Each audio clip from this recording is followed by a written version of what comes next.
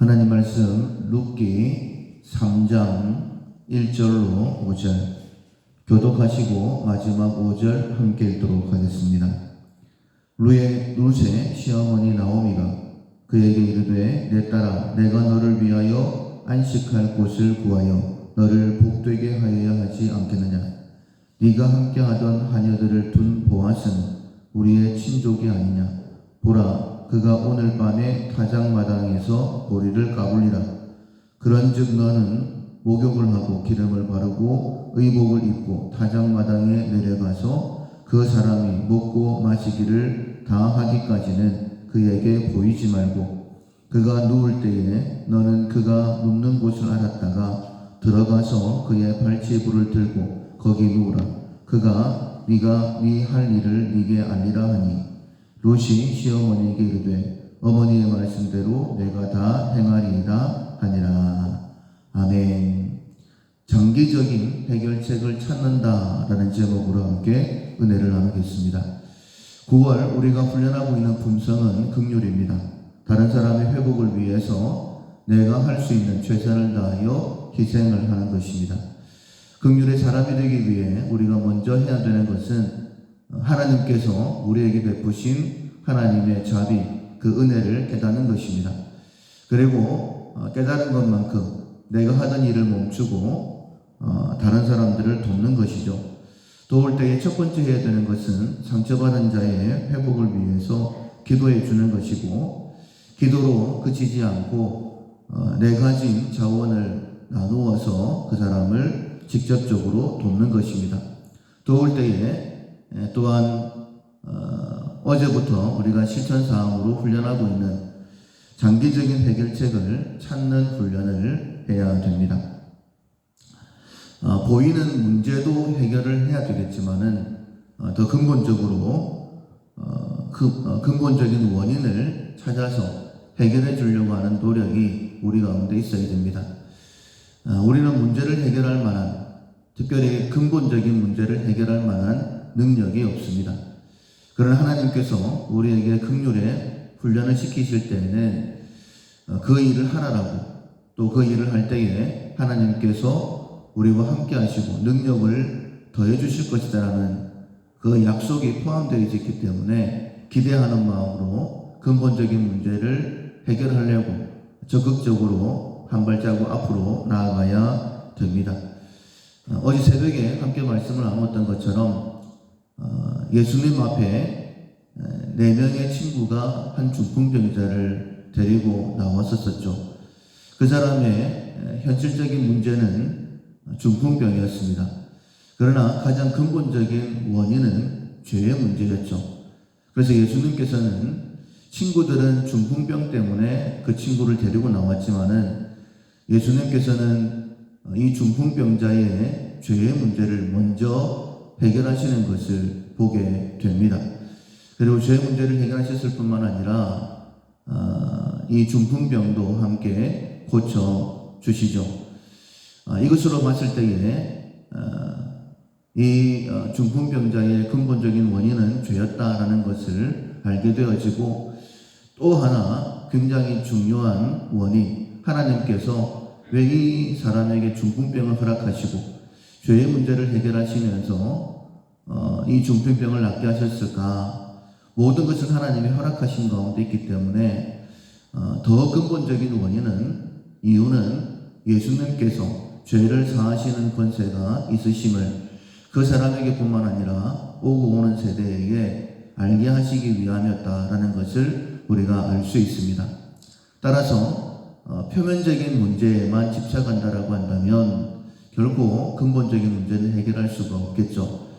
그래서 다른 사람의 회복을 위해서 우리가 행동을 취할 때에 장기적인 부분도 해결책도 찾으려고 노력해야 된다라고 우리에게 말씀하시는 것입니다.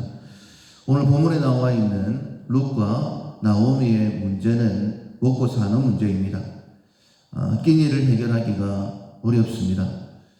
우리가 어떤 문제를 만날 때마다 먼저 생각해야 되는 것은 이 모든 것을 허락하시는 분은 하나님이시라는 것입니다. 때로는 죄의 문제를 해결하기 위해서 때로는 우리를 연단하시기 위해서, 때로는 하나님께서 어떻게 일하시는가 우리에게 알게 하시기 위함이죠. 룻과 나오미의 문제는 먹고 사는 문제였어요. 그래서 땅은 없고 타작마당에 나가서 떨어진 이삭을 줍는 것이 룻이 할 수 있는 최선의 일이었습니다. 나오미는 룻에게 지금은 해줄 것이 아무것도 없었죠. 나오미는 나이가 많았기 때문에 나가서 일할 수도 없고 룻이 가지고 오는 주운 이삭을 함께 먹는 것밖에 없었어요. 그런데 룻을 통하여서 놀라운 소식을 듣게 됩니다. 룻이 일했던 밭이, 그리고 룻에게 은혜를 베풀었던 사람이 자기 친족 보아스였다라는 거예요. 우리가 알고 있는 것처럼 이스라엘에는 고엘이라는 제도가 있습니다. 다른 사람의, 특별히 친족의 기업을 대신 회복해주는 그런 제도이죠. 룻은 그런 제도를 알지를 못했습니다. 그러나 나오미는 알고 있었죠.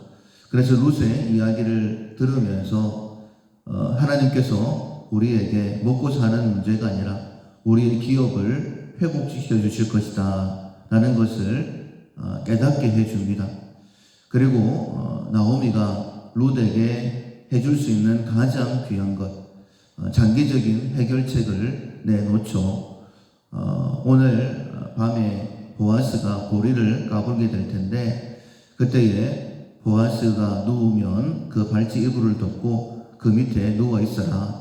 그러면 보아스가 네가 어떻게 해야 되는지를 이야기할 것이다 라고 이야기를 해주고, 룻은 나오미의 말대로 그렇게 될 줄로 믿고 순종하는 그런 모습을 보게 됩니다. 그로 인하여서 룻과 나오미의 근본적인 문제가 해결되었었죠.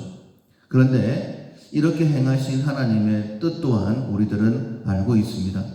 하나님께서 우리의 고엘이 되셔서 우리의 문제를 해결하시기 위해 이 땅에 오시는데, 이렇게 믿음으로 해결을 받은 룻의 계보를 통해서, 룻의 태에서 예수님의 생명이 시작되어지는 그런 놀라운 일을 행하시는 것을 보게 됩니다.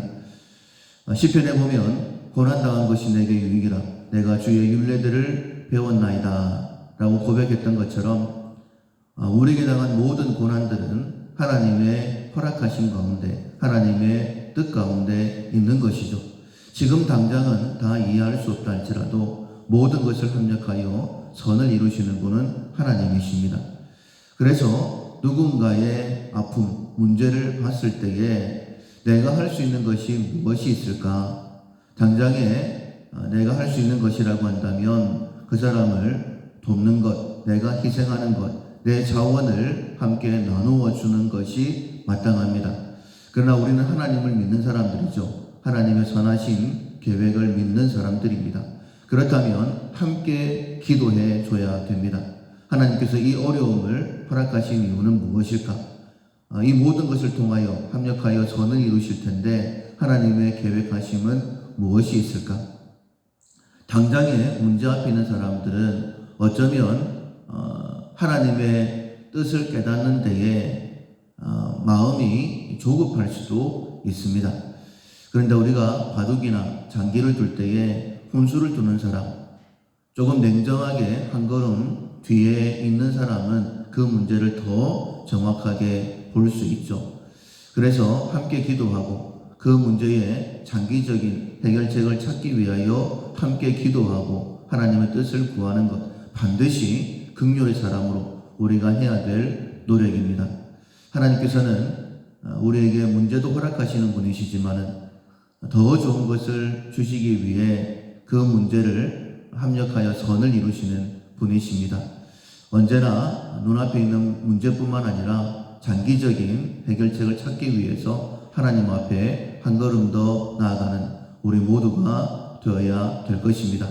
이런 긍휼의 훈련을 통하여서 우리 안에 문제로 인하여서 낙심해 있는 영혼들이 다시 일어서게 되어지는 우리 밀라교회 될 수 있기를 주님의 이름으로 축원합니다.